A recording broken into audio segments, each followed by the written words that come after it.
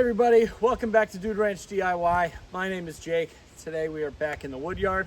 Where else would we be this time of year? I did a little cleanup after the last video and a little bit before filming this. Got all the giant mountain of sawdust out of the way, cleaned out all the scraps and everything underneath the conveyor and the RuggedMade splitter. I got a little fire going in the burn barrel, blew all the leaves here in the Woodyard, although they are coming down already. I'd say we're about halfway there as far as the leaves go. So today, or in the last video, I guess, Chris and I finished splitting up all that cherry that I got across the street from my neighbor, Sean. We used the conveyor. It worked the best that it's worked since we got it. So today, I think Chris is gonna be coming over. He said he was. It's been like 2 hours since he said he was gonna come, but hopefully he'll come. But in the meantime, I'm gonna fire up the MS362. I just sharpened up the chain and topped it off with oil and gas, and we're gonna get cutting. I have some ash and maple rounds that we're gonna be cutting, and the plan is to use the conveyor again, back the dump trailer underneath it, and split into the dump trailer and just try and get as much as we possibly can. If Chris comes back, he seemed pretty confident in that last video that the pace that the conveyor goes, he would be able to cut and still feed, like cut logs with the tractor and the chainsaw and then still feed the log splitter. So if he comes today, we're gonna test that out and see how that works out. But in the meantime, like I said, I'm gonna get cutting. So let's get to it.